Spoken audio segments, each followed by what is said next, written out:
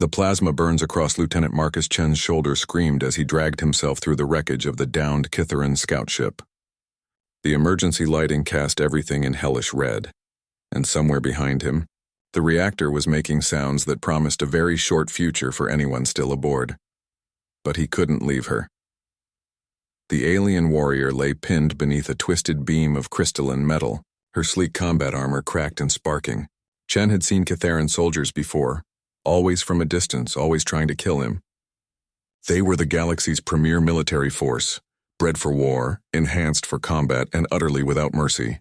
Every human in the Colonial Defense Force knew the stories. Kitharans never surrendered, never retreated, and never showed weakness. This one was different. She wasn't moving. Chen's combat medic training overrode 3 years of conditioning about alien enemies. He approached carefully, his rifle ready but not aimed. Up close, he could see that her armor wasn't just damaged. It was fused to her body in several places. The bio-neural interfaces that Kitharans used having partially melted from plasma overload. Her helmet visor was cracked, revealing eyes like liquid gold that tracked his movement. She said something in her musical language, probably a curse or a threat. Chen couldn't understand the words, but the tone was pure frustrated warrior. "Easy there," he murmured, setting his rifle aside and examining the beam. "I'm not going anywhere without you."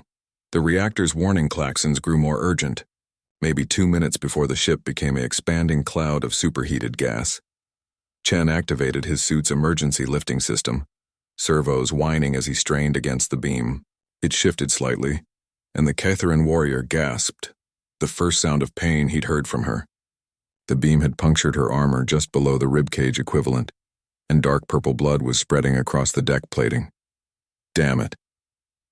Chen abandoned the beam and knelt beside her. The armor would have to come off before he could treat the wound. But Kitharan combat suits were notoriously complex. He'd heard stories of captured equipment taking engineering teams weeks to figure out. The warrior was watching him with those golden eyes, her breathing shallow and rapid.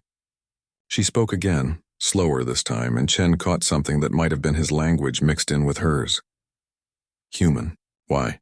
"Because you're hurt," he said simply, his hands already working at the armor's seals. "And because no one deserves to die alone in a wreck." The armor came apart like a puzzle once he found the emergency releases, clearly designed for rapid removal by medics or fellow soldiers. But as Chen worked, he noticed something that made his stomach clench. The armor wasn't just fused to her, it was embedded. Neural spikes, data feeds, life support tubes. Removing it was causing her obvious agony, but the alternative was leaving her to die when the reactor blew. "I'm sorry," he whispered as he worked. "I know this hurts." What surprised him was how gently his hands moved. Combat medic training emphasized speed over comfort. Get the wounded stable and evacuate it as quickly as possible. But something about the warrior's situation, the way she'd never shown pain until now, made him take extra care with each connection, each piece of integrated hardware. Her golden eyes never left his face, and when he finally lifted away the chest piece of her armor, carefully avoiding the neural feeds, she spoke again. "No one ever removed me," gently.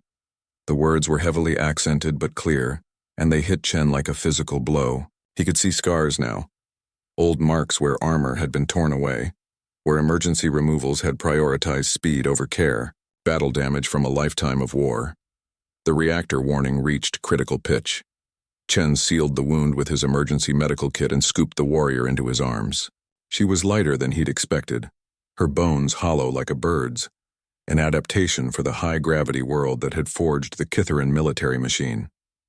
She didn't protest as he carried her toward the escape pods, though he felt her grip tighten on his equipment harness. The pod launched just as the scout ship's reactor achieved critical mass. Through the small viewport, Chen watched the explosion bloom like a deadly flower, illuminating the larger battle raging between the human and Kitharan fleets above. "My name is Zethkara," the warrior said softly, "Warsinger of the 3rd Talon. Marcus Chen, Colonial Defense Force.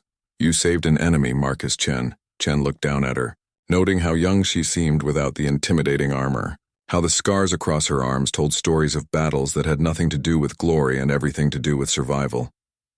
"I saved a person," he corrected. Zethkara was quiet for a long moment, her golden eyes studying his face as if memorizing it. When she spoke again, her voice carried something he'd never heard from a Kithaeron before: uncertainty. My people will not understand this. Mine might not either, Chen admitted. But understanding and doing the right thing aren't always the same. The rescue beacon activated automatically, sending signals to both fleets. Soon ships from both sides would converge on their position, and they'd return to being enemies. But for now, in the small space of the escape pod, they were just two soldiers who had seen too much war. Zethkara closed her golden eyes, her breathing finally settling into something approaching normal. For the first time since the battle began, she allowed herself to appear vulnerable. "Thank you," she whispered, "for being gentle." Chen checked her bandages one more time, ensuring the seal would hold until proper medical treatment could be administered. Outside, the stars wheeled silently past, indifferent to the complexities of war and mercy. Sometimes, he thought, humanity's greatest strength wasn't its capacity for violence or its stubborn refusal to surrender. Sometimes it was simply the ability to see a person in need and help them, regardless of the uniform they wore or the flag they served.